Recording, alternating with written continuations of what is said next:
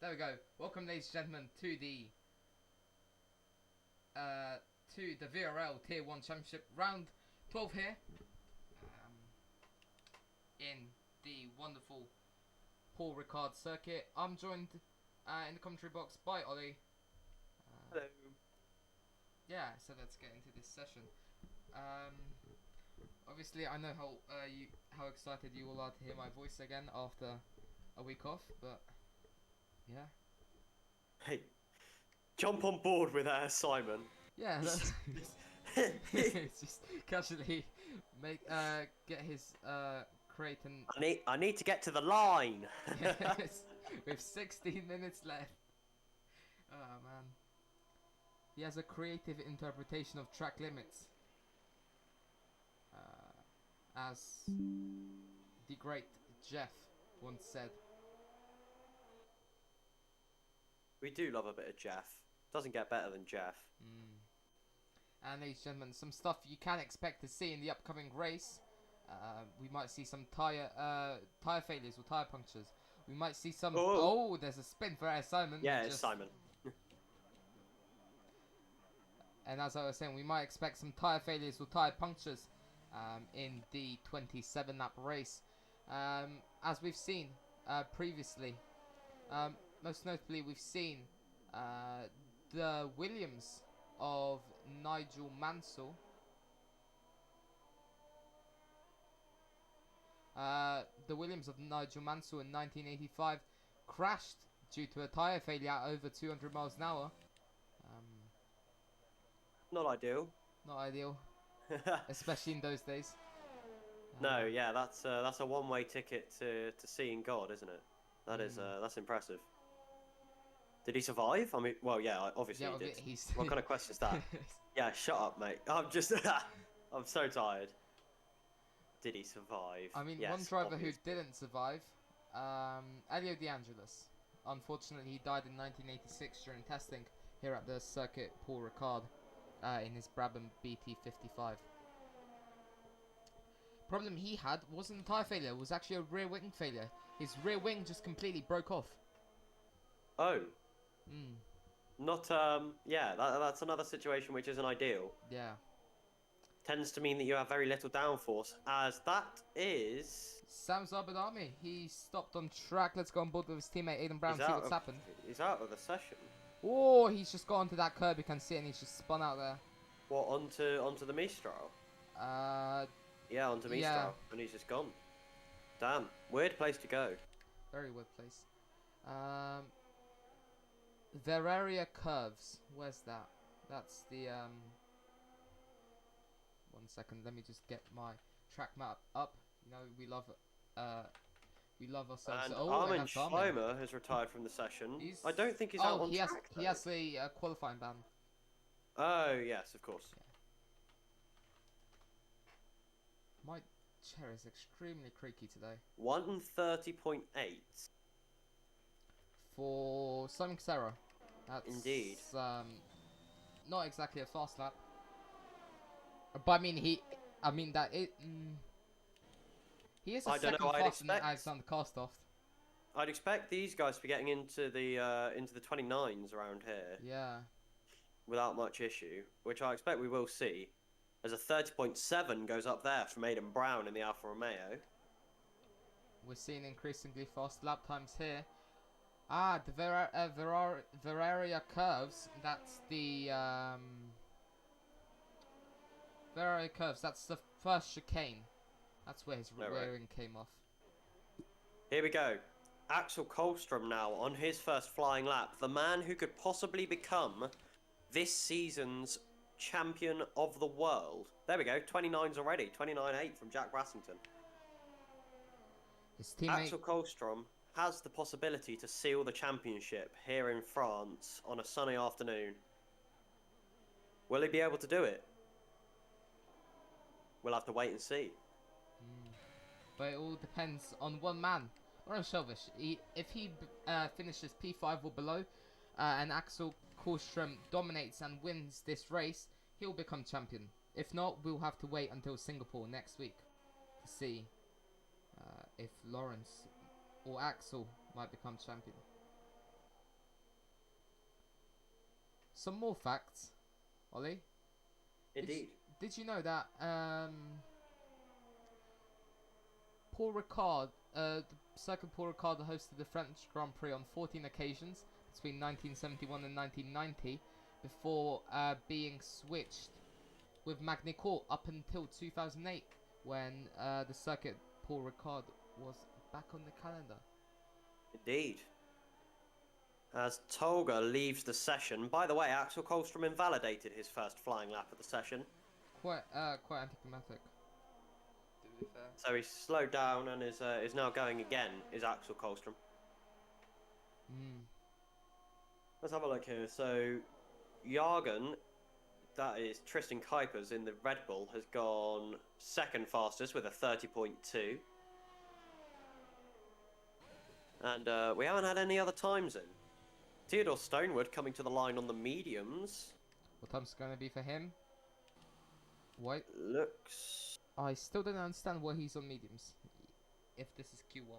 Unless he's just He trying does to this stay all the close. time. Yeah. I've never really He understood. always does mediums in the first runs. And a 30.9 probably won't be good enough. However, I expect he'll be doing multiple runs on these tyres. As we know, the pace on the mediums comes on the second or even third lap sometimes. Well, quite regularly. So I expect that's what he'll be doing there, is multiple runs on these tyres. Definitely. And yeah. There's not really much else to say. I mean, No, just waiting for the next driver to come to the line now. Oh, and there's a Which car unfortunately- stopped on track. It was Olsen. He invalidated and let... Axel who is that? Kolstrom. And let out Axel Kolstrom through, indeed. And he's going to come round off the final corner, turn 15 now. Let's see what times are going to be for Axel. Will he be able to get to the top of the timesheets in Q1? Yes, maybe. 29. Yes, Oh, by a 4. way. By 4/10 of a second. Wow. Yeah. Well, three and a half. Well, yeah, but yeah. But that is a gap to have. Even though it's only Q1, Axel Kolstrom already stamping his mark here at Paul Ricard.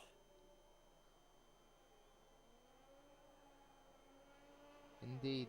Jack Preston now is on an outlap. He's leaving the pit lane. He's going to try to get to the top. Now beating Axel Kolstrom out, and we see a Ferrari going slowly. That's Alexander Karstoff. He's preparing to go on a flying lap.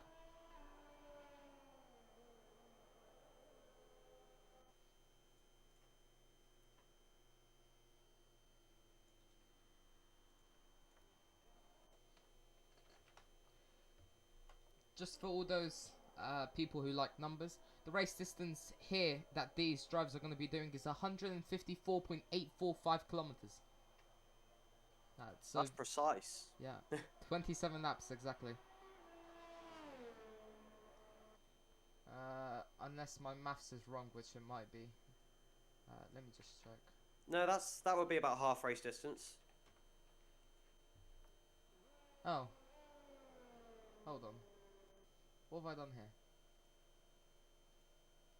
Okay, so half race. Nathan Den Hartog spins Oh. out of turn 2. Oh, that's not what he would want. Well, he invalidated his first lap. Yeah. And has then spun on that one. As I believe that was Olsen goes 7th with a 31.1. Oh, Yes, and I that's think it Olsen was. going slowly as well. Well, he's finished his lap, so there's no need for him to... He's spun. Yeah. Is he even at turn 1 yet? He wasn't No. even at turn 1. No, I think he just lost it across the line. Right, so my calculations are very incorrect. So half race distance would be 154.845 kilometers, but Well, and that's what they're doing, so I'd assume... But 27 laps would be 157.734 kilometers. Oh, okay. That's weird then. Maths is confusing. This is a 50% race, is it not? Yeah. So race distance here is 309.69 kilometers. Way. Yeah, the same number as you see on Alexander Sinski's Halo right now. Indeed.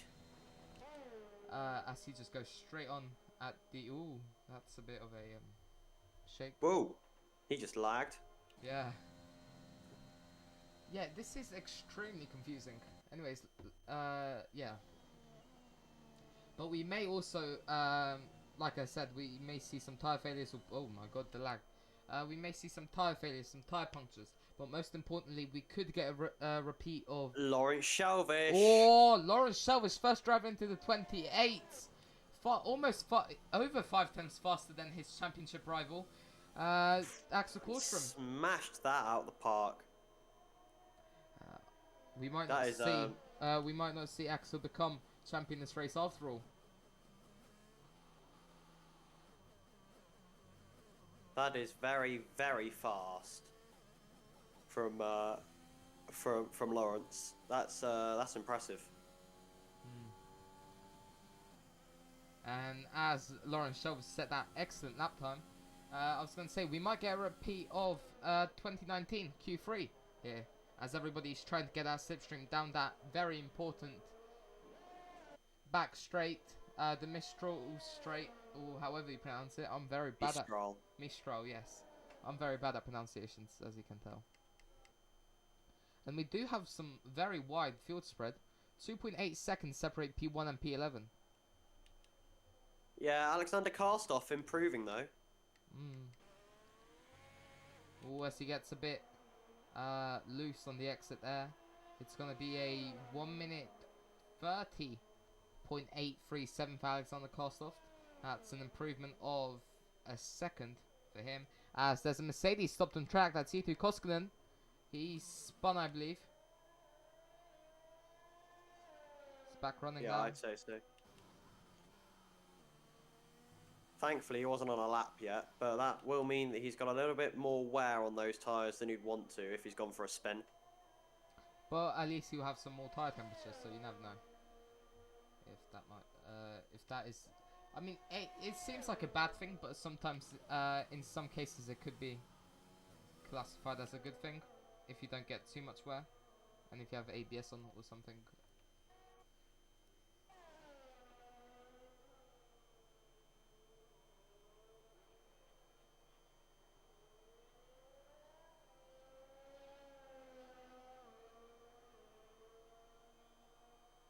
Lots of drivers going slowly through that final, through the final few turns here. Yeah. To try and get a wider line through the final hairpin, just to try and gain those few miles an hour down the front straight, which could be all crucial when it gets to the end of a qualifying session. And Ollie, as you were saying that, Q3 predictions. What are your top 3?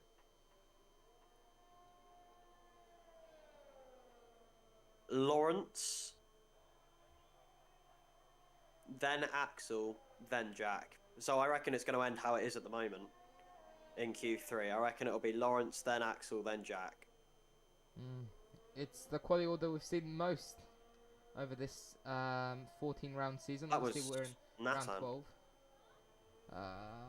12. Nathan goes 7th with a 30.7 on 4 lap-old softs. He's really struggled to put it together around here. He invalidated those tyres a lot of times before putting together a lap.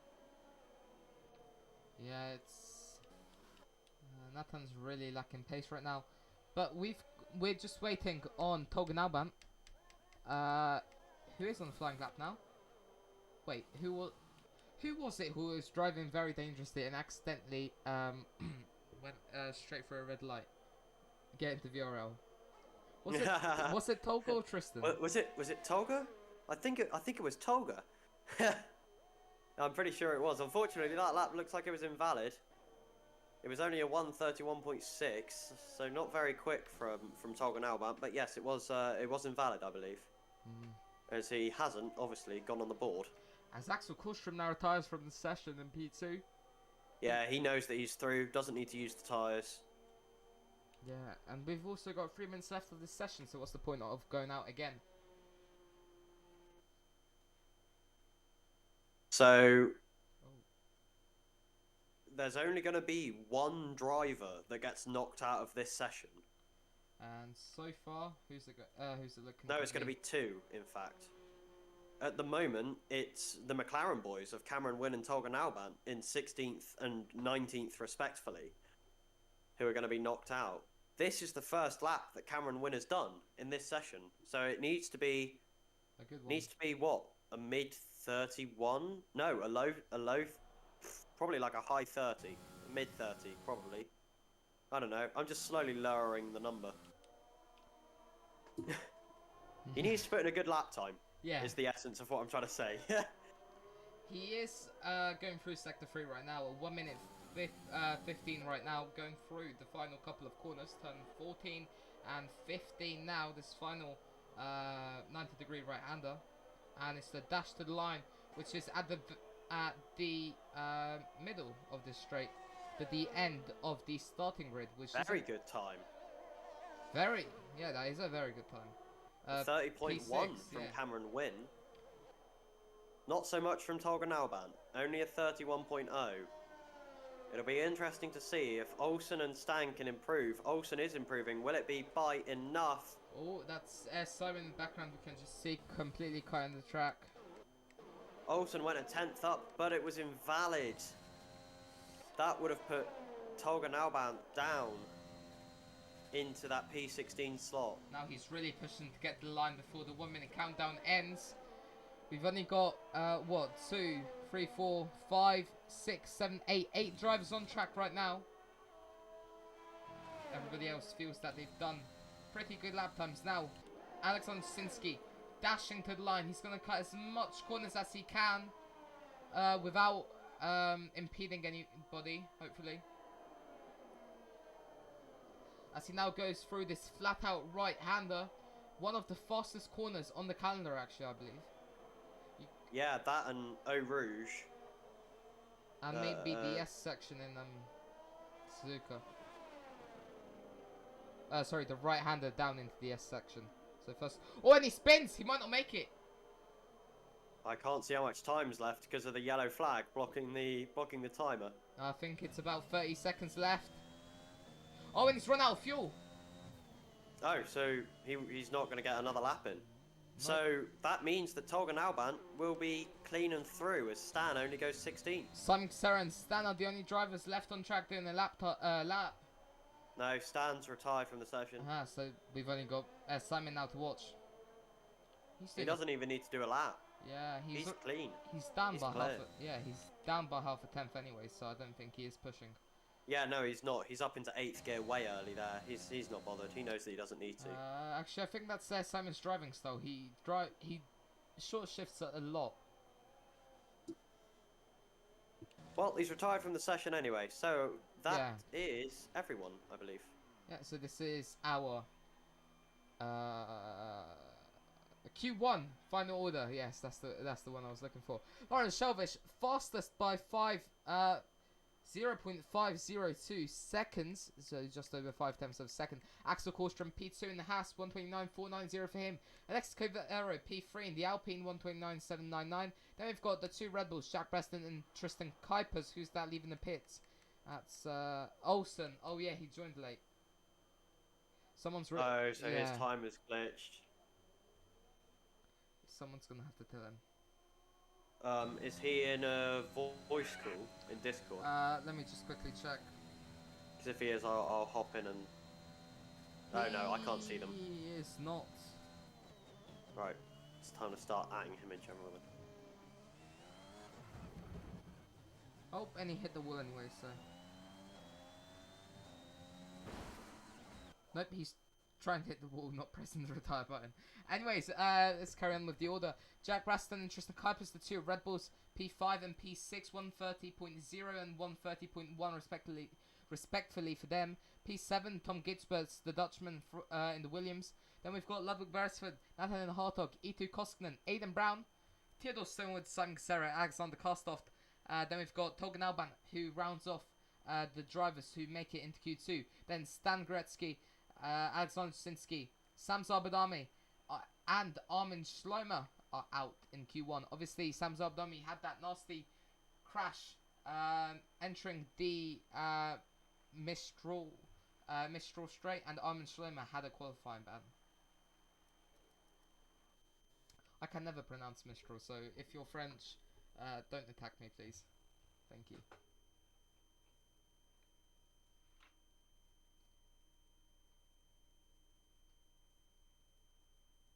Anyways, we go into Q. Two. 2, yes. My brain's completely died today. Yeah. Let's get into this then. Ollie, you should really get a profile picture of like your favorite team. You should get a Ferrari profile picture. Yeah, I probably should. As Aiden Brown retires immediately. I don't think he meant to do that. Neither do I. Aiden, what have you done? Should we go into the Mercedes AMG voice chat and do a mid-qualifying interview? No, I have a funny feeling they won't like that. Let's not do that. Yeah, I guess. But what happened to Aiden? I will just check what happened. Crofty.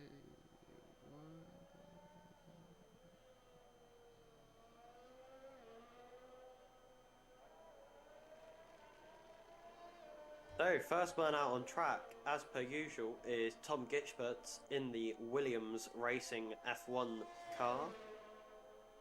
Behind him, we've got Alexander Karstoff. Then we have the Aston Martin of Lawrence Chalvish, and then Simon Casera, who I expect is about to get up to his normal corner cutting antics. We'll wait and see. Indeed he does.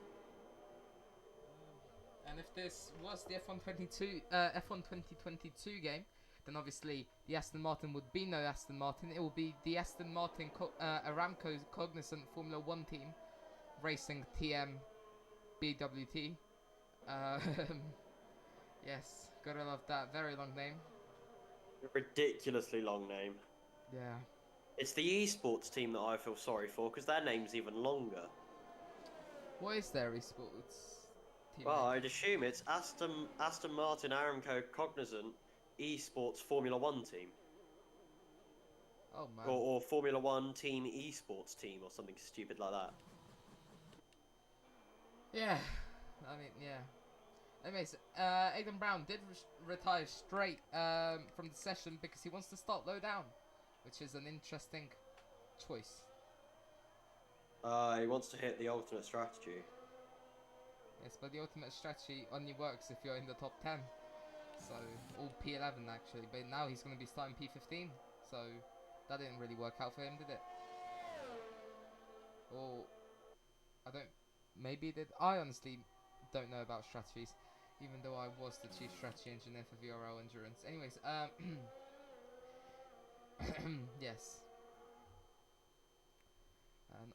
Yeah. So, what are we looking at the moment? We've got Tom on a lap.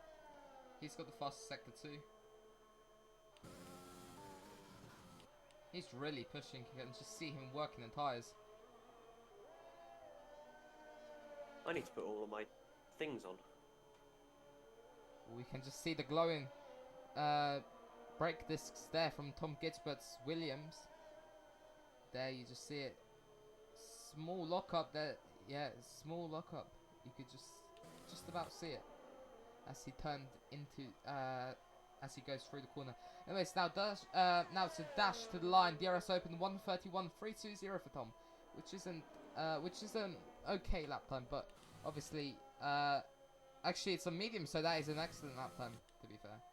But it looks like they might be able to get into the 130s. These drivers. Yeah, Theodore did a 30 on those tyres. Lawrence Shelves is on a lap. So is Axel Korstrom. Oh no, Axel Korstrom's on that lap. Yellow flag in sector 1. That's Alexander Karstoff slowing down for the Aston Martin Aramco Cognizant Formula 1 team car of Lawrence Shelvish. And Theodore Stonewood, a 1:29.685 for him in the Mercedes. Lawrence goes round. Oh, that's Lawrence. He just got into the throttle a bit too early, it seems like. See, now, this is going to be interesting here, because we have alternate strategies from the two guys who are still in this title fight. Axel Kolstrom on the mediums, looking for the alternate strategy. Lawrence Shelvish. And Lawrence Shelvish was on the softs until he spun, as Axel, in fact, nearly spins out of turn 2 himself.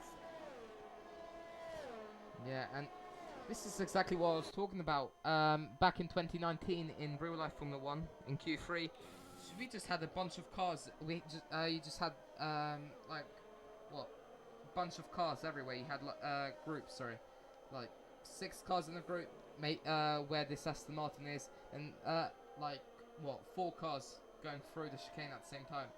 It was a very stressful. Well, yeah, obviously everyone everyone looking for the toe, similar to Monza. With the long straights that you've got here, a toe will make or break your lap. Yeah. But then again, you've also got that high-speed section, literally right after the straights, which if you're too close to somebody, you'll get dirty air and you'll just understeer off. So it's a balance of getting that toe and then staying far away without losing time to the Yeah, so realistically what you want to do is you want to work with a teammate, ideally, like so that you can right now. Yeah, so you can get the toe all the way down the straight, and then what you'll see is I expect Tolga, after the chicane, he'll just keep on going straight over. So that's worked perfectly for Cameron Wynn, who's got on a lovely toe all the way down to the chicane and hasn't got any of the dirty air through the chicane. Perfect example of how to work with your teammate. And in fact, Cameron Wynn goes fastest through the middle sector. Yeah, teammate really does make the dream work. Yeah, absolutely. Unless obviously you work for DreamWorks, then it makes DreamWorks animations. We're not sponsored, by the way, so don't sue us, please. Thank you. I'm pretty sure we're allowed to name drop them. Yes, but then again, we're making them sound good, which would be as if they sponsored us. So because teamwork makes dream work. Yeah. Okay. And Cameron Wynn, P3, third on the mediums. He's the fastest medium runner at the moment. A 1 minute 31.169 for him. Although I have a funny feeling that Axel Kolstrom is going to come and change that in just a few short moments, as he's coming through sector 3. He's really pushing Axel Kolstrom. Just look at that.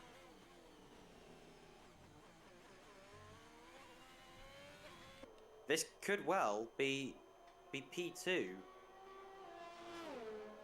It is P2. What I say. On mediums, faster than Nathan and Hartog. Yeah, absolutely. Incredible time from Axel. 4.5 turns back from Theodore, sorry. And the gap from mediums to softs here tends to be a lot more than that. So that is very impressive from Axel Kolstrom to keep the gap that small. Yeah. You would expect it to be rather larger than that. Because of all the high speed, high load corners, the gap round here tends to be kind of 7 or 8 tenths from soft to mediums. But Axel has come and blown that theory rather out of the water. Yeah, it's incredible. It's really incredible. Guess who else is now on the medium tyres? Lawrence Shelvish. Indeed. But he knows that he can't let Axel Kolstrom have that alternate strategy. He knows that he can't let that happen. So, what can you do? If you can't beat him, match him. And that's exactly what he's going to do. Yeah. As he gets the fastest sector 1 now, on the Mistral straight, heading down towards the turn 8 chicane. Simon Casera now retires from the session. On track. Yeah, that could have impeded Alexis Cabrera's lap. But luckily it didn't look like it did.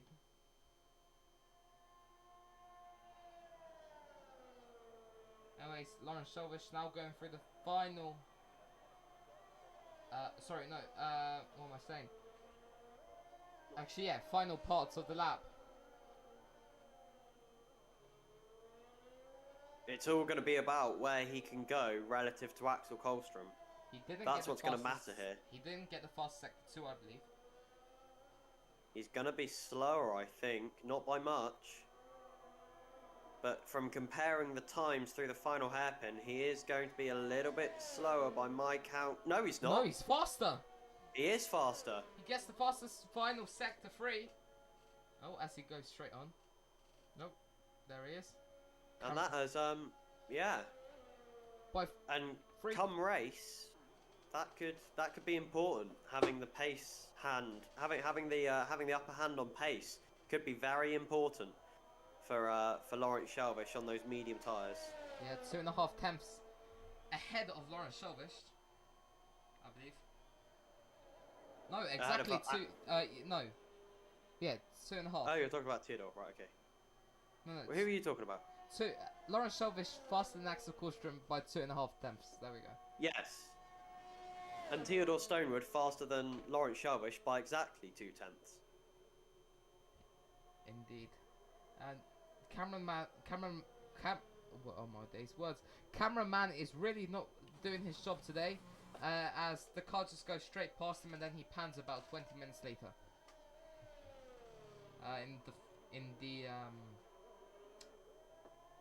turn 1 complex, or first chicane. Who are we going to hop on board with? Let's watch Alexi Colera. No. Let's watch Togen Alban, I guess. New softs. Fastest 4 sector tenths 1. up. Fastest sector 1 for Tolga. Yeah. That real life practice must really be helping him.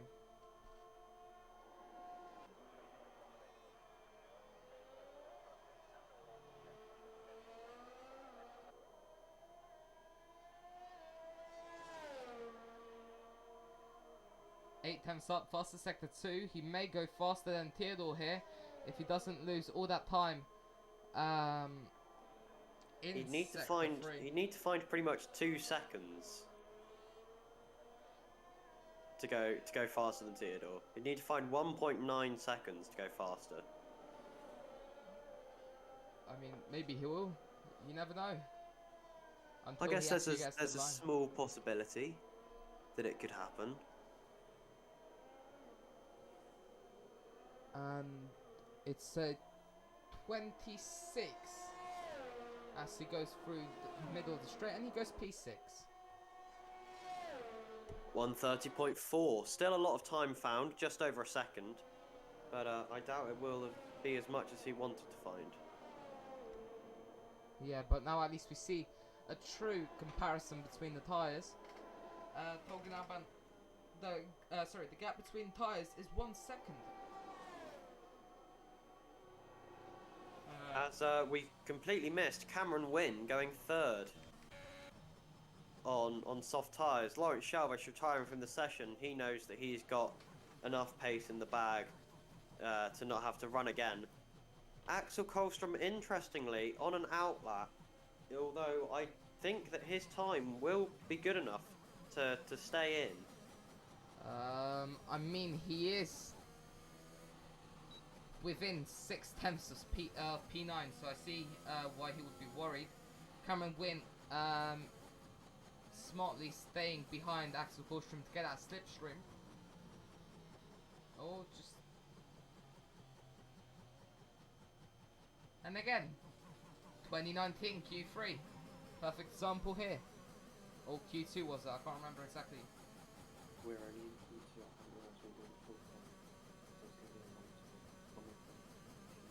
And as Ollie's chatting with someone in the background there, we can, we're now going to be watching Cameron Wynn, who prepares to start his lap with about 1 minute remaining. 30 seconds remaining of this session. Yes, come on, Alex. Who? Alexander Karstoff into P7. Let's go. Stay there. That's what we need. Sorry about that, everyone. My dad poked his head through the door, not knowing that I was commentating. Oh, no worries. I covered up the conversation with my beautiful voice. So no personal information got leaked, Ollie. Don't worry. Good, thank you. Yeah. Anyways, Alexander Kostov's got a beautiful slipstream from Jack Brassington, who's slowing down. He's not got any fuel. He's got 0.7 laps of fuel left, so he could have made it if he really. Yeah, but he'd let off through Sector 1. In fact, he'd invalidated through Sector 1, so he wasn't going to be able to go again. As No, Tristan Kuipers... I believe he invalidated by going straight through the chicane. On the Mistral straight, so. Yeah, possibly. Tristan Kuipers in the pits. Only PA. I don't know if he'll be able to hold on to that. We will wait and see. Ooh, and now I finally got that thing downloaded that Jack told me to download. Lots of drivers going to be coming to the line now. Alexi Cavero goes fastest with a 29.5. It's an excellent lap time. That's an excellent lap time. Very good lap time. But remember, he is on softs. And that's only a 10 faster than Theodore. And we've got Lawrence Shelvish, who's 3/10, within 3/10 of them, bottom mediums. Tom Gitchbert's third, 29.8. Axel Kolstrom boxing, having not set a lap. Jack Brassington boxing, having not set a lap. E2 Costin's on lap. Doesn't improve. He did improve by 2 He tenths. did improve by 2 tenths, but not enough to move up. So that is everyone. Yeah, so that's top 10 order for Q3. Alexi Cavero fastest in this Q2 session on soft. Theodore Stonewood behind him as well on softs in P2. Tom Gitzbert's P3 on softs as well. And then P4 we've got Axel Korstrom, not Axel Korstrom, Lawrence Shelvish on mediums. Fastest medium runner of this Q2 session. He'll be the highest medium starter. Next we've got Cameron Wynn, he'll be starting on softs as well. Then Axel Korstrom, the Swede, he'll be starting on mediums. Jack Braston behind him also on mediums. And then Nathaniel Hartog, P8, he's on softs. Alexander Kostov on softs as well behind him. And finally Brandon Goff, top 10 Tristan Kuipers, the other Red Bull, starting on mediums. And drivers who do not make it out of Q2, Togan Alban, Ludwig Beresford, E2 Kostman, Simon Serra, and finally Aidan Brown, who retired at his own will because he wanted to start low down. Anyways, moving now on to Q3. And as they say, Sunday's where the money's made, but Saturday can be just as important. Yeah. So this qualifying session is going to set the tone for the race, and definitely is going to set the tone for the championship battle. It's going to be very important here to see who can come out on top between Axel and Lawrence Shelvish. Yeah, it will be very, very interesting. And again, this can be a title deciding race. If Lawrence Shelvish finishes P5 and Lawrence Shelvish finishes P5 and Axel Korstrom wins.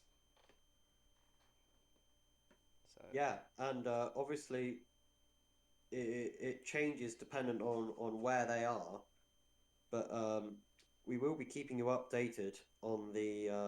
But one thing for sure that we can tell from today's race, Lawrence Shelvish has got very good pace over Axel Korstrom, so we might be seeing Lawrence Shelvish starting in front of Axel Korstrom and then not allowing him to win the championship this race. But obviously Axel and Lawrence both will have their chances next in the next 2 rounds, which are at Singapore, round 13, and the final round of the season, round 14, will be at the Circuit of Americas, also known as COTA. So yeah. Indeed. As usual. Yeah, that's exactly what I was about to say. As per usual, Tom Gitchbert's straight out on track. 11 minutes left. 12 minutes of this Q3 session. 50 seconds have already gone. We've got 11 minutes, 10 seconds now. Yeah. And here comes literally everyone else, apart from Lawrence Shelvish. And Cameron Wynn. And yeah, Cameron. They're the only guys who stay in the pits at the start of this session. We know Lawrence, he loves to set a late lap time, but I don't think he'll be able to, he will risk it today. He has to get out on track. And interesting to see there, as I hopped on board with Theodore Stonewood, he was practicing the runoff at turn 3. Obviously, lap 1 can be very messy down at turn 3, so he was practicing that runoff. As obviously that was one of our race briefing notes, was that using that runoff will allow you to remove any warnings that you're given for going off track there, if you use that runoff. Yeah. So he was practicing it on his outlap. Yeah. Usually, if you go straight, use the runoff, you'll get a 10-second time penalty, given by the game, obviously not by stewards. Yeah. But yeah, you'll get that removed if you do actually use the runoff. That's the word.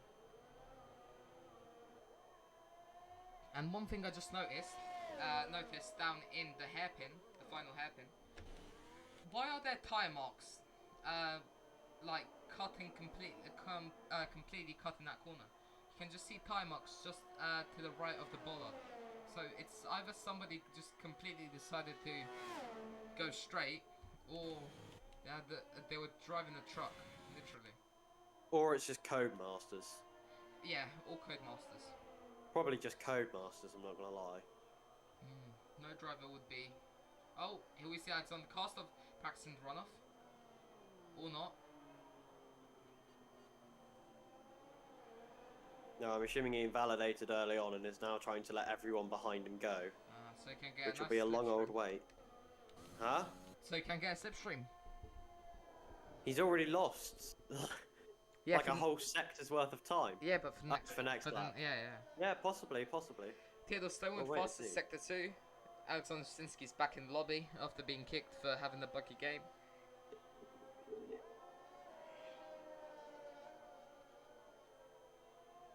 Tom Gitzels will be the first driver to cross the line. He's now going through turn 15.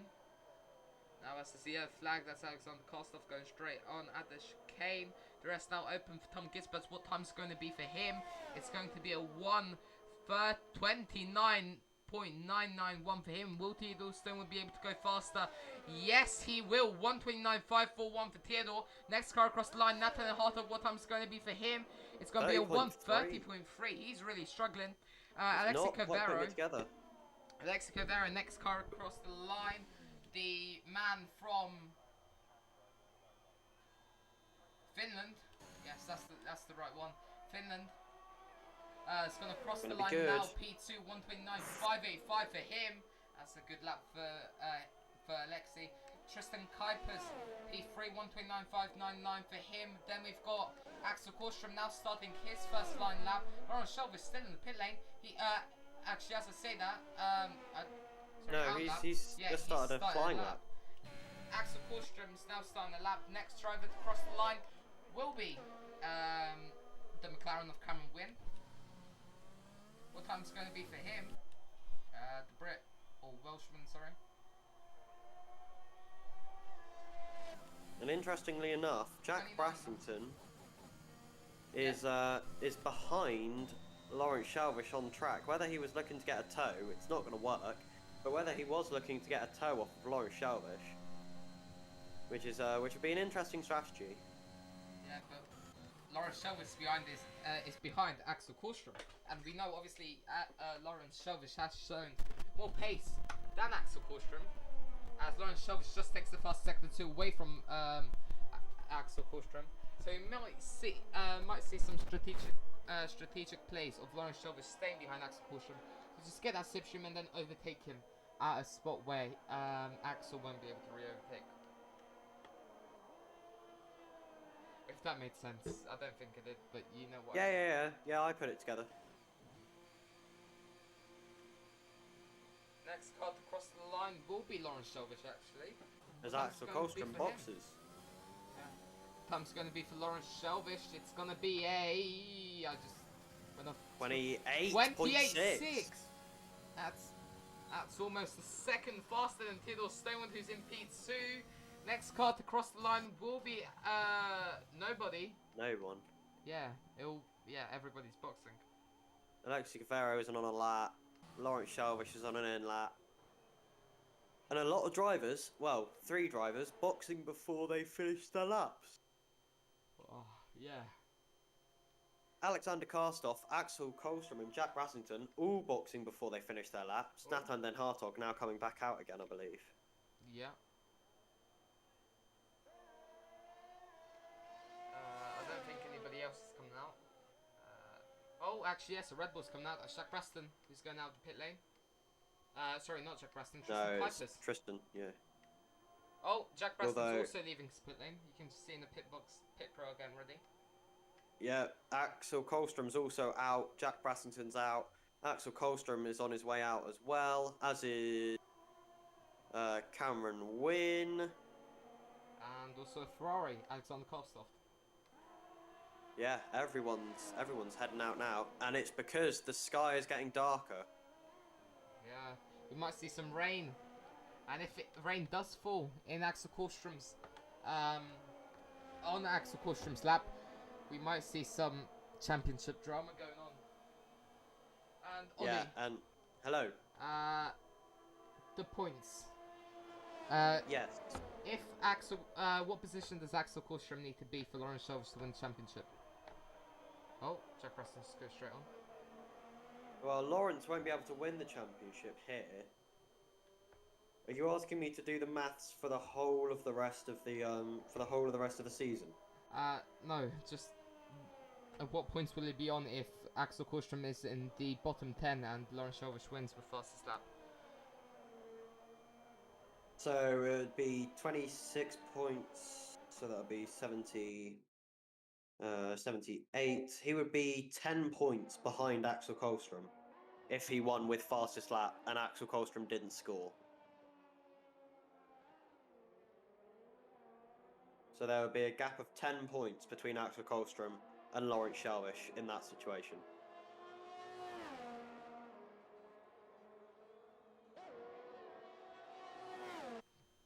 Yeah, so obviously you can see, sorry, I was muted.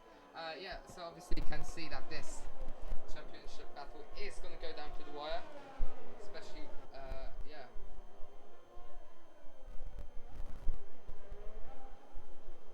Yeah, absolutely. Oh, my mic just died. Obviously, it's always the best when championships go down to the wire. That's always what we want to have happen. Yes, but obviously we don't want to see anybody, any rivals being sent to hospital. Cough 2021. What? Yeah, just start a civil war in the Twitch channel comments. Why don't you? That's a great idea. Who's that? Giving Axel Kohlstrom a little bit of dirty air. Is it Lawrence Shelvish? It is. Lawrence Shelvish overtaking Axel Kohlstrom by going straight on at the chicane, and then giving all sorts of dirty air to him as Nathan Den Hartog now goes third fastest with a 29.578, finding 5, even 7 tenths on his lap. Very good amount of time to find. Yeah. And Ollie, for the final race of the season, if the championship battle does come down to the final race, we need to make a poem. What? Yeah. Why? I don't know. I just feel the need for a poem. And I tell you what, Axel Kohlstrom, well off the pace. P8, 129.939 for him. If he improves by just 1/100th of a 1.5 hundredths of a second, he'll have the exact same time as Cameron Wynn, who's slower by 6 seconds. So that's not really working out. Axel Kohlstrom's P2. He's 6 tenths behind Lawrence Shelvish. Yeah, he's quite a way off the pace, which obviously won't be what he wants. However, I expect what he's actually doing is storing up He hasn't turned off his battery, which is interesting. But I expect he's saving up to go for another lap at the end of this session. 1 minute 9 seconds left to go in the session. He tried to do exactly what Lawrence Shelvish did. And try to take him as Lawrence Shelvish was going through the chicane. But Axel didn't want to do that. Because he knew he could get a tow. Off the Mercedes in front. That's the Mercedes of Theodore Stonewood. Oh. 50... Oh, what's happened? Lawrence Shelvish, big slide out of the kind of half hairpin in the S section, and he boxes.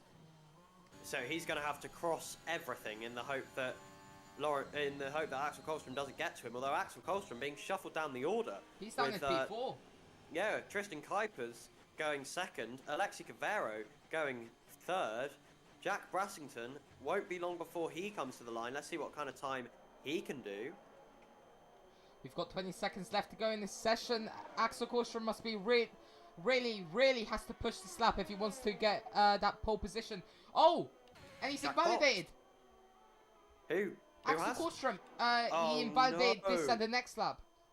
Oh, and that's a spinner. That's a Ferrari. That's Alexander Kostov spun. So that's Axel Kolstrom in P4. He won't be able to improve. Theodore Stonewood's up by 0.02 of a second. That won't be enough to go up into P4. Jack Braston's gone into pit lane. Nathan the Hot Dogs also on the flying lap. He's trying to improve. Cameron Wynn has invalidated. Tom Gitzbus in pit lane. Alexander Kostov has spun on his lap. So far, that looks like it will be Lawrence Shelvish on pole, Tristan Kuipers P2, and Alexi Cavero P3. Unless Alexi Cavero can improve on this lap, he's going through the final final right hand, and now he has to get on the throttle as early as possible. DRS wide open, and it's a dash to the line for Alexi Cavero. It's going to be a 29. Yeah. He's down by 4/10. That keeps him P3. Tristan Kuipers boxes, so that will be Tristan Kuipers starting P2. Alexi Cavero P3, Axel Kolstrom P4, Jack Brassington in P5, Theodore Stonewood, he's invalidated, P6 for him. Nathan the Hot Dog's about to cross the line as well. What time is it going to be? Will he be able to improve? No, he won't. He's down 800 of a second. Oh! And that's Theodore Stonewood losing his front wing on the straight. You could just see him swerving there. And that's our top 10 qualifying order. Lawrence Shelvish gets pole position. By what? By 6 lots. By a lot, yeah. Yeah. Yeah, by 6 5, tenths. yeah, 5.5 tenths. Yeah, 5.5. Yeah. Alexi Cavero comes P3 behind Tristan Kuipers, who's P2. Axel Kolstrom, disappointing day for him today. P4, 6.2 tenths behind his championship rival Lawrence Shelvish. Jack Brassington. It's realistically, it's gonna take an issue on Lawrence Shelvish's part for him to for Axel Kolstrom to be able to win this title now. Oh, and it's starting to rain. Yeah, but quali's over. Yeah. So unless there's going to be rain in the race, which first of all would make it completely pointless to do Q2 on mediums, but would also spice up the race like a lot. Yeah. Could be interesting.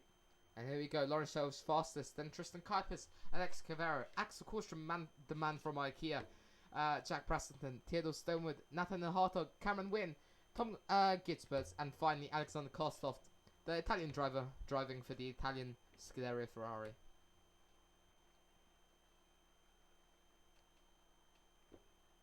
Yeah. Right then. I guess race predictions, right? Yeah, race predictions. Go on then, you go first. Lawrence Shelvish P1. Yeah. Tristan Kuipers P3 and Alexi Cavero P2. And then interesting. I'd put Axel Kolstrom P4. I'm trying to remember who's on the mediums and who isn't. Lawrence is. And Axel is. I don't is. know if Alexi Cavero is. And the sky is dark. So it might start raining. Yeah, so mediums would have been the best option. That's why everybody started switching to the softs, because Jeff told them that it will rain about 10 minutes into the race. But 10 minutes is about 6 or 7 laps. And because of the fast wear that happens on this circuit, because of all the high-speed corners, the mediums might actually be the best option. It'll be interesting to see when the rain falls. Because basically what's going to happen now is the soft runners are going to have to stretch it out for as long as they can until the rain comes. And if they think that they're going to get towards getting a puncture, they'll have to box, which could then cause issues in terms of they won't have they'll obviously have to make an extra stop over the field. Yeah, and here you have the order on the left-hand side of the screen. Lawrence Shelvis, Tristan Kuipers, Axel Kallstrom, Jack Brassington, Ludwig Beresford, Ludwig Beresford, Ethan Koskinen, Simon Serra, Aidan Brown, Stan Goretzky, Alexander Sinsky, Sam Zabdamin, Armin Schlomer, all on mediums. Then we've got Tolga Nalbant, who's on hards, because why not?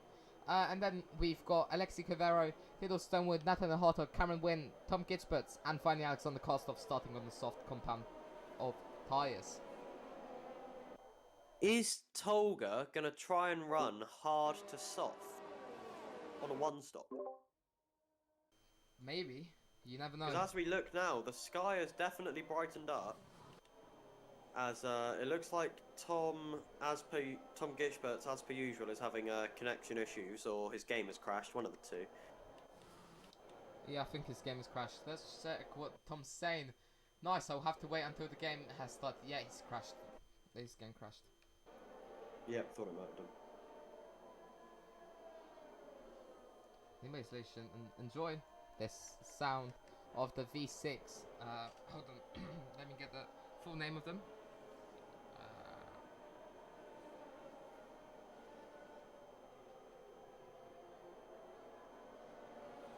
Here we go, the tactics are beginning already. Alexander Karstov holding back. Nathan Den Hartog doing a very similar thing, although he's now caught up again. And Cameron Wynn is sat behind. Lots of gaps opening up in the pack here.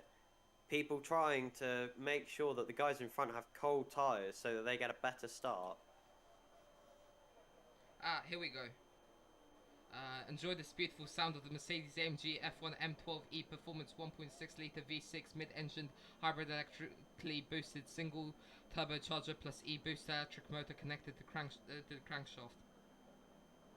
What? That's the name of the Mercedes power unit. For some reason. That's a lot of words, man. Yeah, I know.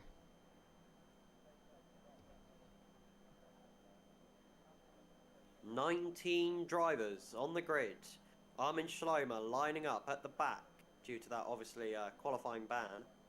And it's going to be 1 light, 2 lights, 3 lights, 4 lights, 5 lights. And we're now racing here in France. Lawrence Shelvis gets a really good start over Tristan Kuipers. Tristan Kuipers dropped down to P4. Sorry, P3. Jack Braston's up into P4. He gets an excellent start. He's up from P5 and P4. Armin Schleimer's up ahead of Alexander Sinsky, but not for long. Alexander Sinsky's now up into P17. Ludwig Beresford gets past his teammate Tom Gitsberts. And it seems that Theodore Stoneman's going to go down the inside of Nathaniel Hartog. He gets the move stuck. He's now into P6. Nathaniel Hartog now gets overtaken by Cameron Wynn, but no, he gets that position back. They're still side by side going through the going onto the Mistral straight. They almost make contact there, and now Stan gets past Simon Casera. Simon Casera's now in P16, and that's Simon Casera out of the session. He gets hit by his own teammate. Oh no! His teammate ghosted through him. Yeah, his teammate ghosted through him and then reappeared whilst there Simon was still like inside of him. Oh. Yeah, that's... So bug. Yeah. Ooh, that's not ideal. Axel Kallstrom now going to try go around the outside of Jack Brassington. And there's contact. They're going to go 3 wide down into this right-hander. They try to make it stick. They don't. They're all back out here. Little Stonewood's into P5. Jack Brassington still P4. Axel Kallstrom staying P6. He's dropped down 2 positions from his original starting grid position. Aidan Brown now trying to get past Ethan Koskinen. Aidan's got an excellent start. He's gone up from P15 up to P11. He's pressuring Ethan Koskinen a lot as Tom Gitsberts now boxes. Lawrence Shelvis gets the fast lap. He's already got a 5/10 gap on Alexi Cavero. Yeah, and this is the exact opposite of what Axel Kallstrom needed. Oh, and then here we see Theodore Stonewood and Jack Braston make contact there. As Theodore Stonewood goes down his inside into turn 3. Oh, Jack Braston gets a bit of a slide there, and Axel Kohlström is trying to capitalize. He's going to try to go around the outside, but he gets pushed onto the curb and has to jump over, losing some momentum. But now Axel Kohlström gets the better run onto the Mistral, and now he's in the slipstream. He won't use his ERS, but Jack Braston will. And he's just staying behind so he can get the move done on the second part of the straight, which is very smart of him. Alexander Sinski now gets past Togan Alban into B14, into turn 8. Or turn 9, sorry. And Sam Zabadami looking to get past Togan Alban as well through this flat right-hander. It's going to go down the inside into right-hander, but Togan Alban hangs on around the outside. You get a very nice overspeed if you stay on the outside, but that doesn't happen at this corner. Togan Alban went for the outside line. Sam Zabadami was on his inside, and Sam Zabadami gets the move down done onto the inside. And then Hartog past Axel Kohlström. Axel Kohlström really struggling. Really struggling. I reckon he must have some damage from that contact with Jack. Yeah, and let's see, his front wing doesn't look like it, so he might have some light green. As Lawrence Shelvish does a 33 free. Simon Serra's left the session now. Although obviously, I guess we could attribute the kind of slower pace to the medium tyres. Yeah, everybody has, most of the people ahead of him are on the soft, so. As Jack Brassington and Tristan Kuipers have also both been overtaken by drivers on the soft tyre. Yeah, and Lawrence Shelvish is doing a really good job hanging on against Lexi Cavero, who is on softs. Lawrence is on mediums. Theodore Stone gets past Tristan Kuipers and Tristan Kuipers up into P3. Alexander Karstoff now gets past Stan Gritsky, but Stan is still hanging on. It's the battle between the two Ferrari-powered cars. And they're going to go side by side, going down into turn 10. This fast right-hander, which you do not brake for. And Stan Gretzky is now ahead of Alexander Karstoff. Karstoff really pushing to get that move done, but Gretzky is really pushing. I've just said really a lot of times. Yeah, pretty much. Yeah. That was really unnecessary, saying really so many times. Oh, and that might be a penalty for Alexander Karstoff. He went out wide on the pit entry. What, did he not? Did he go out wide and then back in? Yeah. I think that's fine. It's cutting the middle bit between them that's the problem, is it not? I think it's fine if you've got one tyre on the line. But he didn't. He went out wait and wide. see. Yeah. Armin Schlomer gets a 3-second time penalty. Now Cameron Wynn is getting very close to Axel Kohlström, who gets very loose on the exit there. There's a little train forming here, up to Theodore Stonewood. I wouldn't really call it a little train. It goes all the way from P3 down to P16. Yeah, they're pretty much all together. They're not all in each other's DRS though. Well, most of them are. So, Aidan Brown isn't. He's 1.2 seconds back. Stan behind him.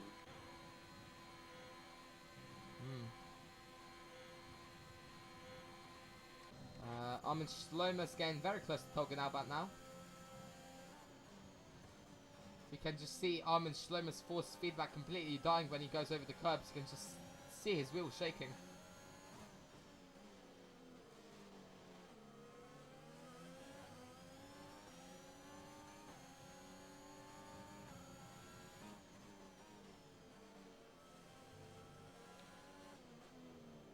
There's not much going on right now. Ludwig Beresford's getting close to Cameron Wynn. He's in the slipstream and has the DRS. He's going to pull out to the inside, and he's going to brake late and get past Cameron Wynn.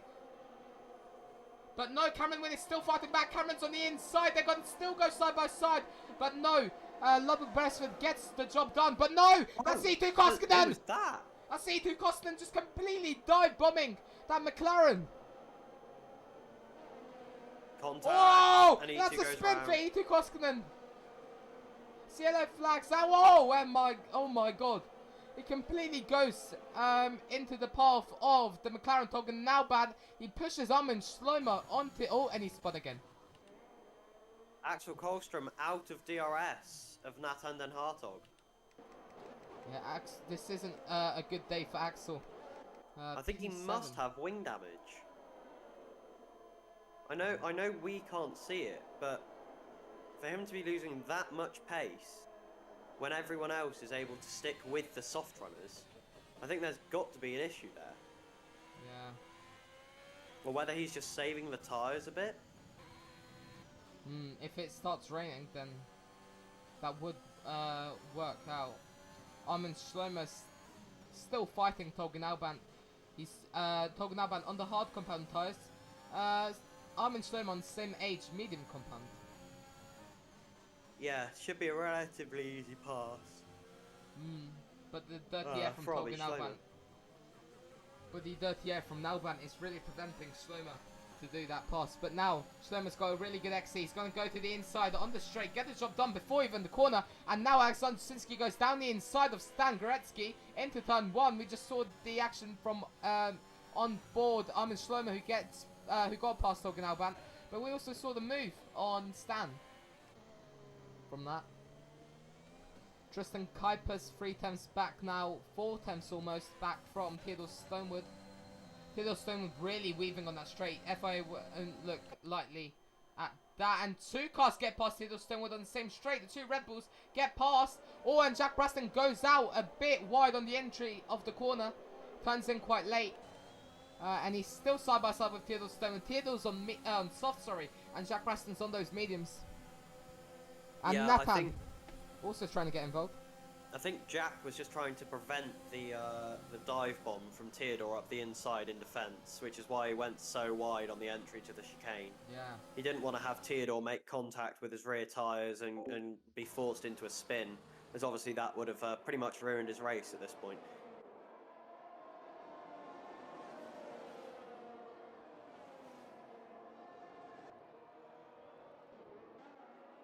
As Olsen's had a spin.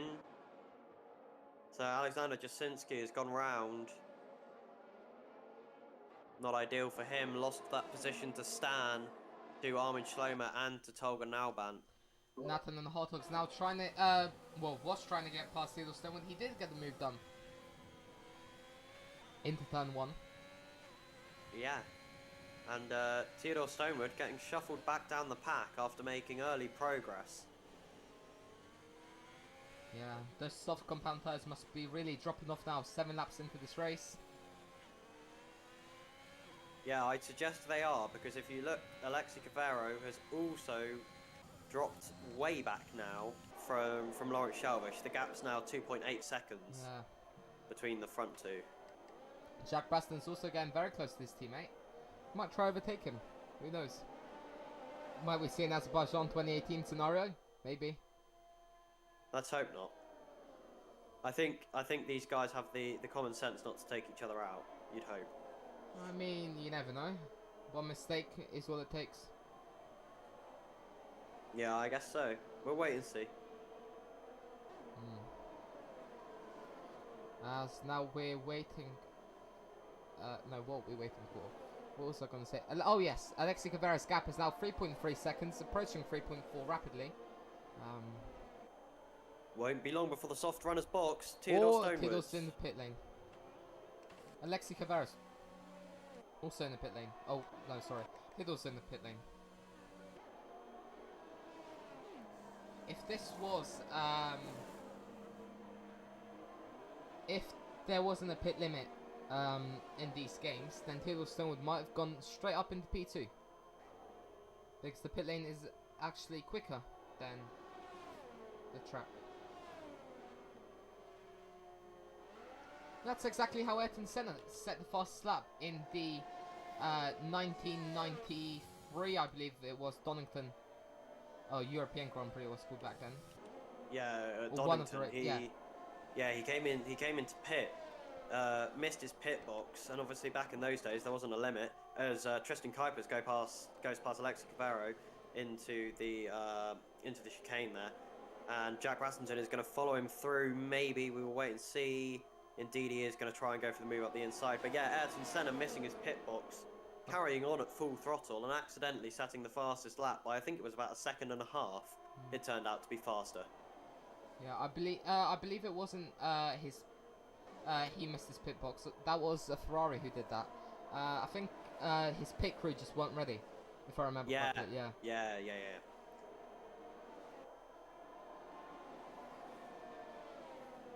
And Alexi Guevara shuffled back, and Nathan Den Hartog gets past, and then they nearly collide. Oh, on the they do edges of the collide! penalty. They do collide on the And he edges gives of the Nathan a penalty. 5-second time penalty.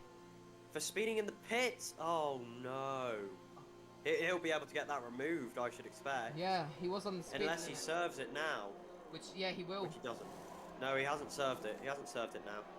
He's gone straight back out again. Oh, yeah. That was... Yeah. Interesting, I Very. believe is the right word for that. Yeah, Tolga Alban and Armin Schlomo are up into the points now, P7 and 8 for them. Armin really has to pit soon.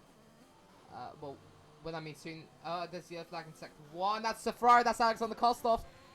No, that wasn't Alexander Kostov, No, that's it's Sam not. That Zabdami. was Sam Zabadami. Yeah. Two Alfa Romeo colours are really, yeah. They're quite similar. Suit Ferrari and Alfa Romeo colours, sorry.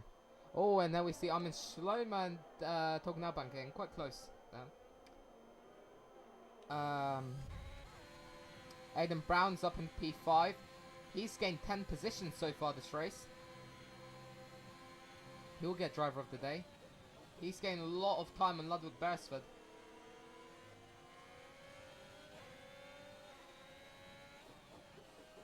See, now the question is, what's going to be the strat for the medium runners? Axel Kolstrom has boxed for hards. Axel Korstrom on... does he get his front wing changed? I don't know. He's already back out on track. Let me just quickly check. Yes, he does. Did he? Yeah. Okay, so yeah, he has had his front wing replaced. So he did have damage. I thought he might have done from that Jack Brassington contact. So on hard tyres, he'll be looking now to go to the end of the race. 17 The question is, what does Lawrence Shelwish do in this situation? If he boxes for hards, he may well keep his win. But if he boxes for softs, he can go for the fastest lap. And he has to worry about the guys behind him. Because if they box for new mediums and then new soft, they will be undeniably faster than Lawrence. Whether it's 25 seconds faster to account for the extra pit stop, we'll have to wait and see. Yeah, but the thing is with Lawrence, we've seen him drive on 70% tyres before, I believe it was. And still set the fastest lap. So he should have no issue going to the hards. Yeah. As Nathan Den Hartog gets past Yusu Koskinen into the chicane. Karen Wynn also gets past Sam Zabadami just before the chicane. There's a lot of moves going on at the chicanes today. I mean, it's the only place you can realistically overtake, so yeah.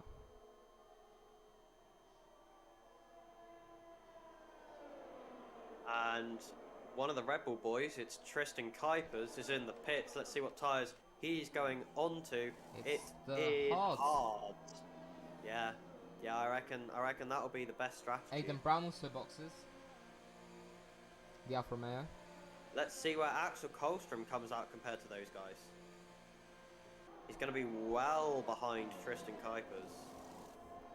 He might get past Aidan Brown. Or Aidan Brown gets his front wing replaced, which is very... So he definitely will. Yeah. There we go. Axel Korstrom up in P15 now. He's going to try to get past Sam Zabadami. Yeah, he really needs to. Sam Zabadami on those old mediums. It won't be long before he's boxing, but Axel needs to get past him sooner rather than later. He's going to try... Oh, the outside gets covered off by Sam Zabadami. That might have been moving in the braking zone, which could have potentially been fatal to Axel Korstrom's race. As Tolga Alban now gets past Armin Schlomo, and Axel Korstrom gets a much better run on Sam Zabadami. This time he will have DRS, he will have slipstream. He's going to go to the inside, get the move done before the chicane, or even Yeah, before the chicane, and there's a yellow flag. That's a car going slowly. Oh, that's It's Alexi Cavero. That's Alexi Cavero in the wall. Or spun, sorry. Oh. And that's ruined what was looking to be a very, very strong race for Alexi Cavero. Yeah. A very, very strong race. That's disappointing Jack for him. Braston's in the pit lane. And Lawrence Shelvish isn't. Yeah, Lawrence is probably going for the overcut, which is quite rare to see in these cars. There we go. Indeed. Yeah. Very rare to see in cars like this. Let's see. Hopefully with the new regulations we'll be able to see more overcuts because of the new tyres. Tristan Kuipers won't get to Jack Brassington. So the undercut hasn't worked for Tristan. The undercut also hasn't worked for Axel Kohlstrom, who's only in 12th position. I mean, he would have got past him because he had an 8-second stop, so minus about 5 seconds from that, he would be about P10 or so. Yeah, just about. But then again, you can't really gauge the amount of time lost because of front wing damage. But yeah. Yeah. So it's now all going to be about when the guys ahead box. Nathan Den Hartog, interestingly enough, boxed onto mediums. He's doing a 2-stop, as is Theodore Stonewood doing a 2-stop. Lawrence Shelvish. Those guys started on the softs, so they're running. They won't be able to run to the end on the mediums, will they? That'll be too many laps. Maybe. We'll wait and see. It could be close. It could be close. Oh, and that's Axel Kohlstrom going to try to go down the inside of Cameron Wynn into turn 12. No, yes. 11. I honestly don't know these corner numbers as Lawrence Shelvish got a 20.1 second gap over Stan, and that's a yellow flag. That's McLaren going slow. That's Cameron Wynn who spun. Axel Kohlstrom's up into P11 now. And possibly he'll get contact past, with Axel. Doesn't look like it because he already got past Cameron. And now Axel's up into P9. He's going to try he gets the fast lap. He's going to try to get past Alexi Cavero. He doesn't. He was just too far back. But maybe into these next couple of corners, he will be able to try and get it done. Yeah. So Axel Kohlstrom, realistically now, he has to get past Alexi Cavero. Then he has to wait for Stan to box. Stan will come out behind him. Lawrence Shelvish, however, will not, realistically. Then it's going to be the wait to see if Nathan and Theodore box again. Yeah. That's Which now I Lawrence, don't know if they will. Lawrence has got a 20.4 second gap over Stan now. So he should be safe boxing in about 5 laps or so. And Axel Kohlstrom, as I said, past Alexi Cavero. Yeah, job done easily. Next car will be Tristan Kuipers for him. He's 5 seconds back, but he's already gained a 10th on, almost gained a 10th on Tristan. Now he has now he's gained a 10th, or actually lost the 10th now. Oh, he's losing a lot of time. I honestly can't tell at this point. No, yeah, As he is. Aidan Brown's going past Tom Gisberts, who, guess what, has lagged out again. Yeah, his game has crashed all over again. Yeah. He's also, for some reason, getting a yellow fuel symbol 14 laps into the race. Not ideal. Needs to save a little bit of fuel there. Yeah, that is quite concerning.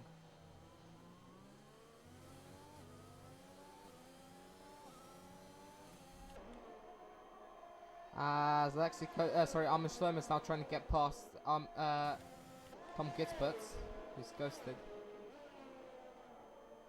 which he does easily. Axel Kohlstrom's P8 now. He's now gained 2 tenths on Tristan, so that's good. Jack Brassington closing up to the back of Nathan Den Hartog, goes to the inside to try and force an error from Nathan. Nathan knows better than that, keeps it clean through the chicane, nice and tidy. And Jack Brassington's still not quite there. And I've just lost all my interval timings.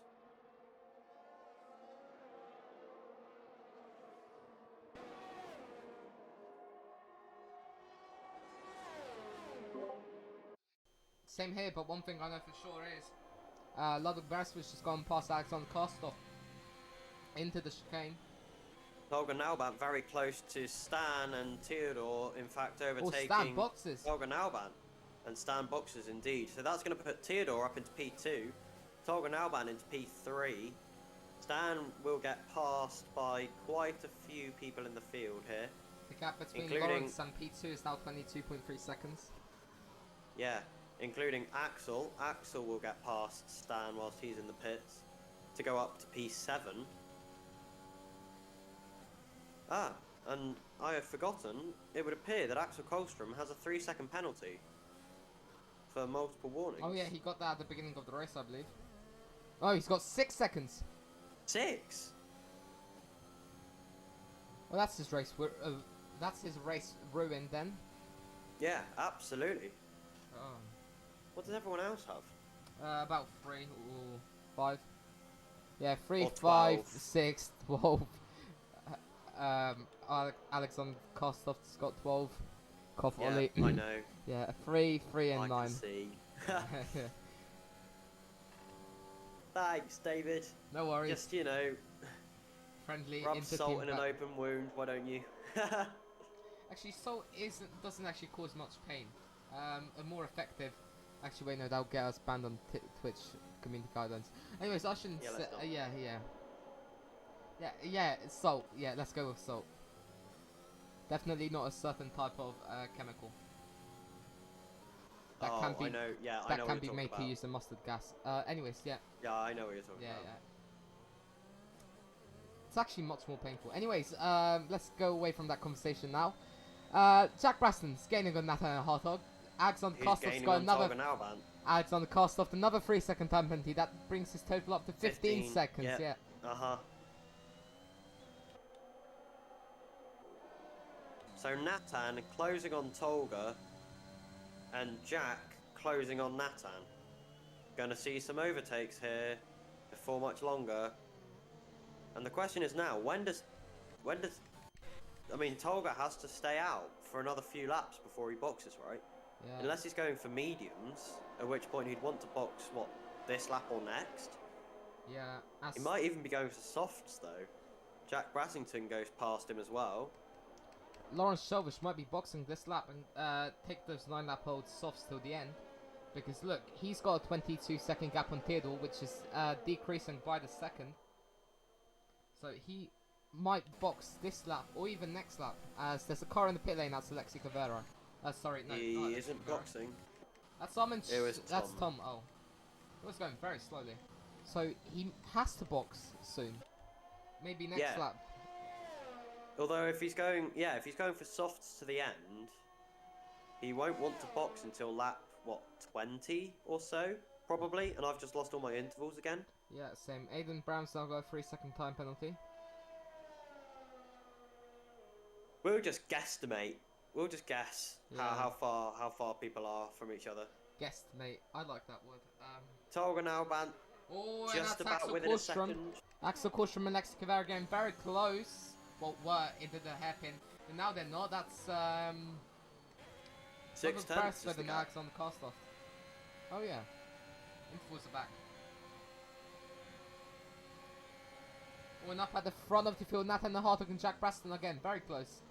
Stan now sets the Stan fast does the lap. fastest lap. Ooh, he Although I get- expect that will get quite swiftly broken by Lawrence Shelvish whenever he decides to pit. Yeah. I mean, it could have been strategy games because he took that away from Lawrence Shelvish. 3-second penalty for Cameron Wynn. Yellow flag as That Tom. is Tom. Tom. Oh, he's back.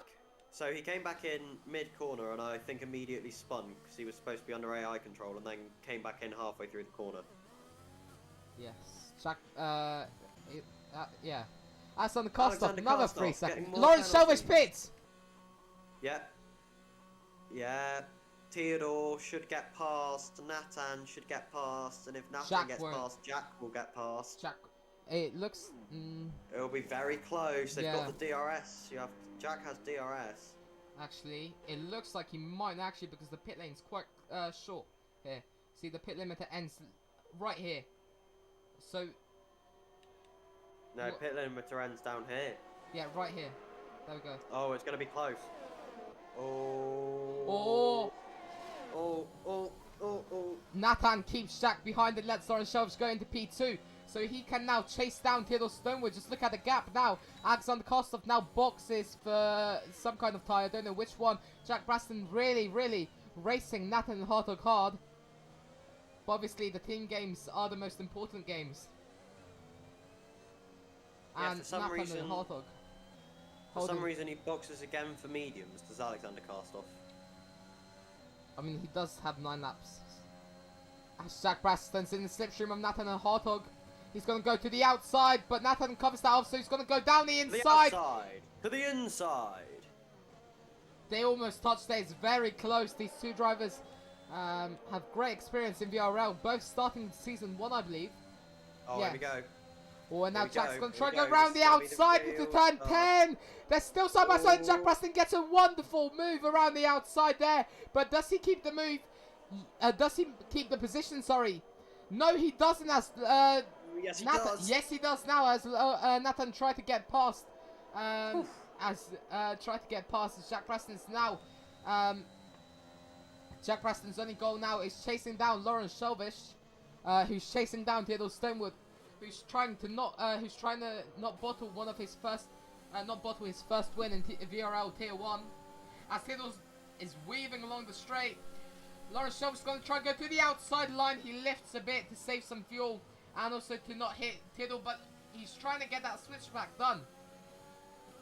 And he's going to try to get it done into turn 3 now. And there's the flag, that's E2 Costin spinning, going slowly.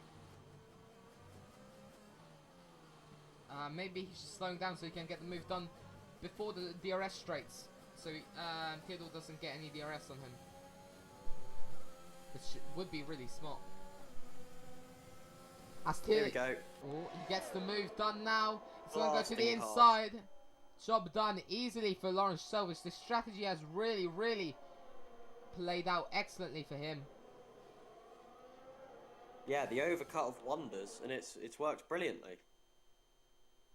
Yeah, as Alexi Cavera now gaining a lot of time on Axel Kohlstrom. I think Axel has more damage. I mean, the gap has gone down by 2 seconds to Tristan Kuipers and Jack Braston and that group of cars. But, yeah.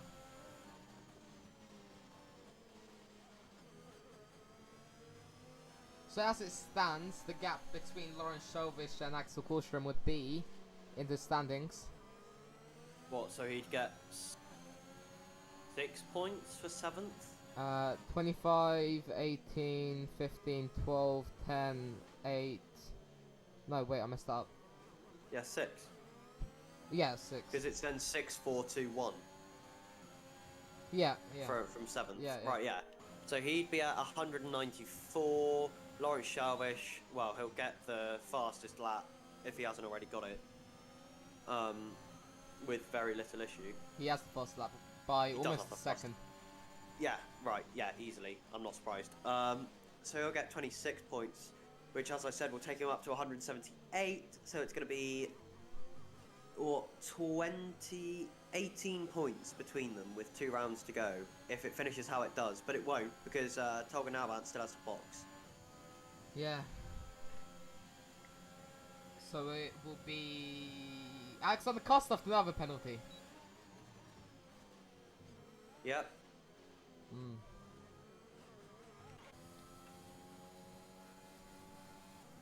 Yep. You will have to have a stern word with him after this, as Alexander Shinsky now gets past Aiden Brown. Just before the chicane, actually.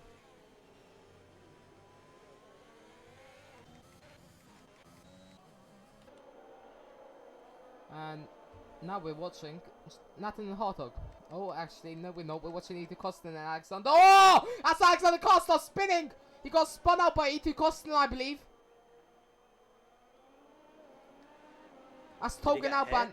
I don't know. I couldn't really tell from the angle. As Lawrence Shelvish sets another fast lap. As Axel Kohlstrom's now up into P6. P6? Yeah. No, yeah, that is right. Yeah. That's what I expected. However, that will go back down to P7 because of his penalties, obviously. Yeah. So still the gap is 18 points. In the live championship as it stands, Togan Alban comes out in P14. 6 laps to go in this race. Lawrence Shell's got a 5-second gap on P2 man Theodore Stonewood. Jack Brassington closing in on Theodore Stonewood. The gap now under a second, back over a second. But Jack Brassington is going to be pushing to try and get to him. He has to watch out. Theodore Stonewood has quite a lot of battery left, and Jack Brassington does not. Yeah. How much exactly does Theodore have? 45% compared to Jack Brassington's 11. Yeah, so what Jack will need to do is he'll need to stay behind for a few laps, charge the battery, so that down the Mistral straight at some point he can just, turn on the DRS, turn on the ERS, and breeze past, I expect will be the aim. As Alexander Jasinski gets past Cameron Wynn.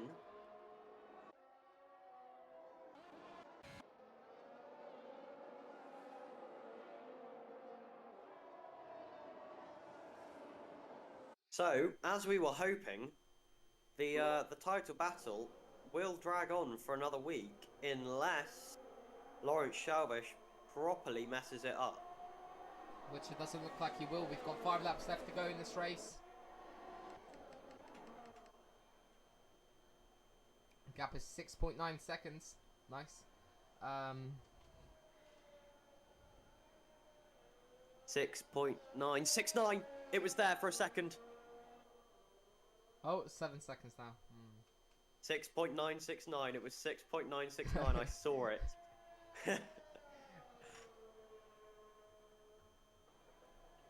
Tom Kitzbus losing a lot of time, and we see some cloud cover coming in from the left-hand side of the circuit.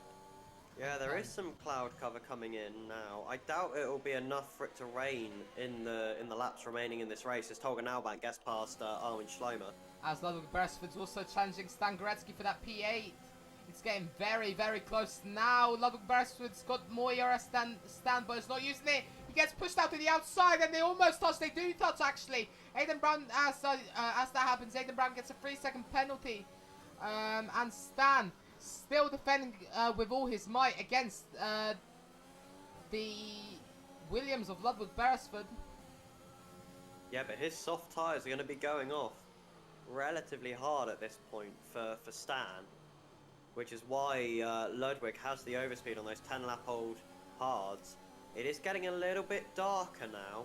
Will we see a lap or a lap and a half of rain at the end of this race? We are by the coast, so anything could happen. In fact, it's getting very dark. Yeah, getting very, very dark very quickly. We're going to get a few laps of rain here.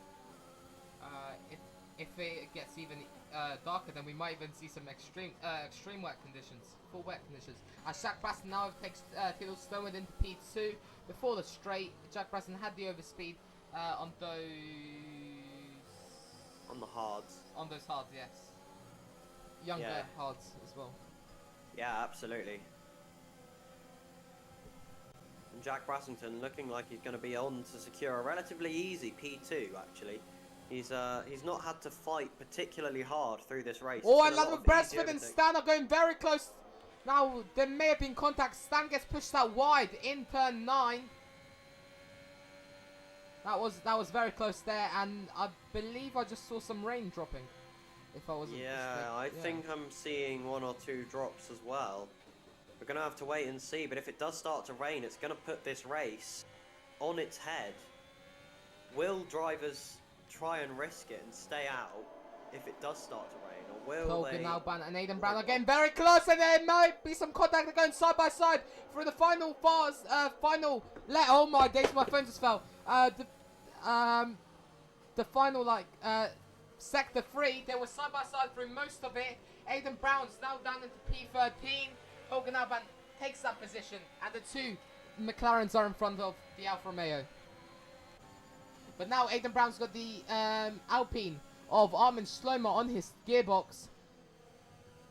And as I say that, Armin gets a 3-second time penalty. Everybody but Tom, Stan, Tristan, Theodore, Jack, and Lawrence have 3-second, have some sort of penalty. So we'll just have to wait and see. Sam's Abdami now gets past Alexander Karstoff.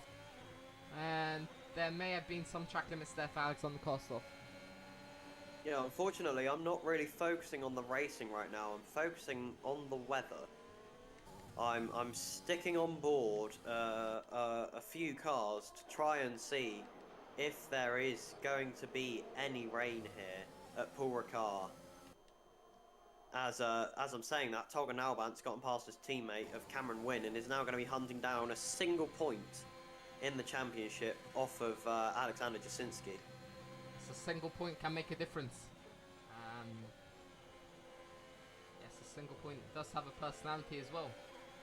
And that ring to it, a point. It definitely sounds much better than a win. Yes. Yeah, it does. I don't know about that one. I think there'd be a lot of people who would disagree with you on that front, let's say. No, but a win doesn't have a personality. It's like just this big achievement, you know? And then you've just got this small point which is full of personality, you know? Yeah, a point is definitely better. Anyways, Okay then, we'll agree to disagree about that one then, shall we? Axel Kohlstrom passed Tristan Kuipers. And yeah, just missed that as Alexis Cavera's also trying to get past Tristan Kuipers. And Alexis Cavera's in the slipstream. He's going to be using a lot of his ERS here, and he might just get past into this downhill-ish right-hander. When did Alexis Cavera get penalties? And how many has he got? He's got 3 seconds. So Axel is going to be looking to open up a 3-second gap on Tristan Kuipers, or even on Alexis Cavero, as that way he would stay P5. At the moment, he would go to P6. No, he would go down to P7 actually at the moment. So he needs to build a 3-second gap at least to Alexis Cavero to go P6, to go P5 even, P6. Mate, my brain. Yeah. Oh, that's the flag. That's Alexander Karstoff. Yeah, no, that's Sam's Abdami. Sorry, it's Sam's Abdami. Yeah. The colours always get me because I thought I saw a car. Yeah. Don't try and do this to Oh, me. Tolga Nalbant's getting overtaken Stan Gretzky now for P9. Moving up in the world, moving up. Yes, now it's 2 points. Yeah, 2 points. However, he has got. Oh, and there is rain. There is rain. Go on board with Alexander there? Jasinski, yeah. Oh ho, oh ha ha ha. And that is going to spice things up. Is it? I can't see. Oh no, yeah. I see it. There's not loads though. It's very, very light. And with only a lap to go, it's not going to impact this race, rather disappointingly. It's very a nice little, well. Yeah, a nice little wet end to this race would have been good. But it doesn't look like we're going to get it. Yes. As Armin Schlomer now gets past, he's going to try to get past Aiden Brown, going down in turn 10. Axel Kohlstrom gets more penalties. Oh, Axel Kohlstrom's got words. He'll finish 7th. Yes, he's got 9 seconds of penalties now. Yeah, he'll finish 7th. Alexis Cavero will stay 6th. And there is a wonderful battle going on between P14 and P11 now. Look how close these cars are. Cameron Wynn's going to try to go for a move on Stan Gretzky. What's happening? He's got a puncture. Stan's got a puncture. Stan's got a puncture. What? You called it, my man. You called it. I told you. I told you. You can expect punctures in this race. Also, battle for P3 and P4. Nathan Den Hartog getting close to the back of Theodore Stonewood. He's got slightly fresher medium tyres. He's using the ERS, he's using the DRS. Oh, that's the McLaren! That's Cameron Wynn! Cameron Wynn, he's gone round. The rain, it is affecting this race. It is indeed. Nathan Den Hartog now ahead of Theodore Stonewood. obviously in the hope that he'll be able to get his 5-second penalty removed so that he can stay ahead. Oh, and that's of Cameron Theodore. Wynn. He doesn't have a front wing. Oh, so he's properly made contact. He's properly gone for it. Yeah. Not just a spin. There has been some larger contact in that collision. Yeah. As now Lawrence Shelvish crosses the DRS activation line and rounds off the final corner to head towards the finish line to win the 2022 VRL Tier 1 French Grand Prix, and increases his points tally and is now 18 points. No, he isn't 18 points. No, yeah, he will be 18 points behind Axel. Yeah, he will be. He will be 18 points behind Axel Korstrom. And his championship Will hopes are still Tolga alive. keep a hold of his P8? I think he will. It will be a good result for Tolga, having... Did he get into... No, he wasn't in... He was out in Q... Where did Tolga... He went out in Q2, right? He was P11, yeah. He was P11, so a decent result for him, not too bad. Decent result also for Alexander Jasinski. Aidan Brown Gets moved out of the points. It's Ludwig who finishes in P10. Armin Schlomer P11. Having started from the back, Yeah. decent result for him. What's happening? Oh! And That's E2 is Koskinen! dead, and- That's E2 Koskinen! Yeah, E2 Koskinen, he's already crossed the finish Oh, line. that's also Cameron Wynn, and that's on Everyone's- cast off. Yeah, That's going everyone's to be a having fun very over the finish line. yeah, that's going to be a very repair job. But obviously, Ferrari are sponsored by your wonderful Shell. Mercedes are sponsored by Petronas, and also you've got McLaren who are sponsored by Golf. So obviously they'll pay for all the damages, because free advertising. Anyways, Stan rounds the final corner on the intermediate tyres. Crosses the line and finishes the race. I called it. I knew there would be punctures. You did call it. I'm actually impressed that that happened. And here's the driver of the day.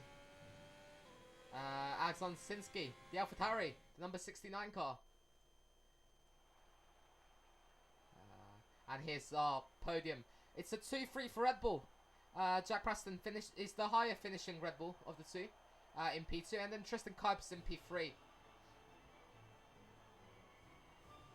And then on the top step of the podium, the one and only qualified merchant of Tier 1, Lawrence Shelvish, the Dutchman with a Luxembourg flag.